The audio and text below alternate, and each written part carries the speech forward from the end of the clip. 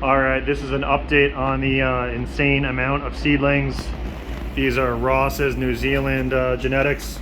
It's every single one of his 2021 seeds. As you can see, I have them in the table. Before, this was all like actual potted plants.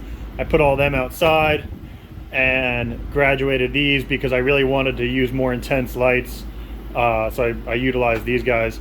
I'm running my Pheno 440. I have some Spider Farmers, as well as these are Vipera Spectras, and you can see I just tossed them up there like that. So that's like I think that's two 200s, and they're running at like 75% at about 16 or 18 inches, and that's about the intensity that you want. You can see they're getting nice and chunky. They're not atoliating. They should be like little hand grenades. That should be the shape of them. They shouldn't be skinny little tall things.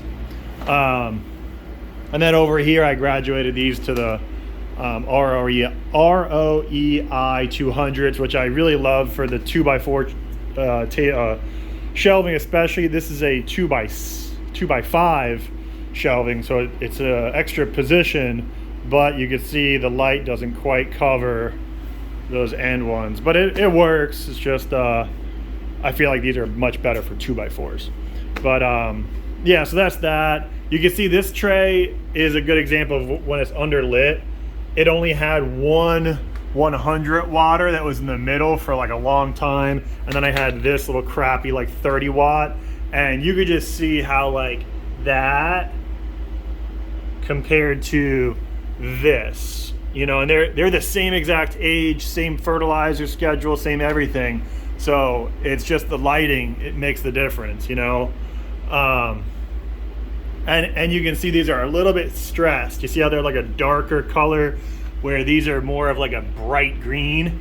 So what it was they were getting underlit, and then now I'm kind of overlighting them. So I probably should turn that down a little bit until they get a little bit more tender green. Like, see those guys, that's stress, that purple color. And that's what you're always looking for. Like, I call it like red light, green light. So like, you know, when they're green, they're good. Push them harder. Maybe turn the lights up a little bit. Like this tray is looking really nice. Maybe I'm gonna go up. So I just went up to 50%, you know? And then if they turn red, you back it down. But the bottom line is you wanna push them as hard as you can. Push them until you notice that there are a couple trays that are resisting, and then back off a little bit.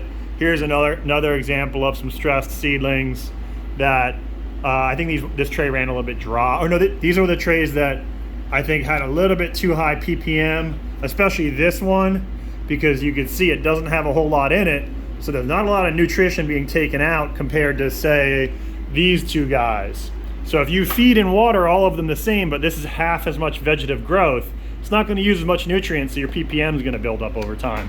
So I recently did a flush. I was overwatering, flooding this, and then dumping it because my runoff was like almost 3,000 ppm, which is too high. You really want to be like 1,000, 1,500 ppm runoff at the highest, and that's what's dripping out of the bottom. And I've only been watering like 600-700 ppm, but it builds up. It's salt, you know, so. But yeah, the other thing is you can see like these are sown really well spaced out. See, they all have a good amount of space between them. I can get these all to be about yay big before I have to transplant them. And my plan is go right into either go right into 1 gallons or the 5x5s from Hydro Farm. Maybe go into the 2-inch 50 cells, but really I'd like to just skip the 2-inch 50 cells if I can. So I can go right into the 1 gallons in the spring and be done with it. But what I'm getting at is, like, for example, this tray is oversown. Oh, that or it over germinated. You know, I had really good germination on this. But you can see how they're tight like that. There's little stragglers down in there that are going to be really atoliated. They're never going to be chunky. So this tray I need to up pot real soon. And I'll probably do something like this. This one was a similar one. This is one where the first batch, I did 2 baggies of seeds in 1 tray, and about 4 weeks ago, I had to transplant them because they were getting crammed, and since then they've really taken off. So yeah. So that's about it. And you can see down here, I do have this is my last guys that are on a crappy light, but I had that light way down close to try to get the intensity up. And you can see I'm running the long ways along that light to try to make the most of it. I probably need to install this second one next to it, just to get a little more intensity so they play catch up. But like that tray, for example, was a lagging tray. So yeah, that's it. Just wanted to share with you guys that setup, and take it easy.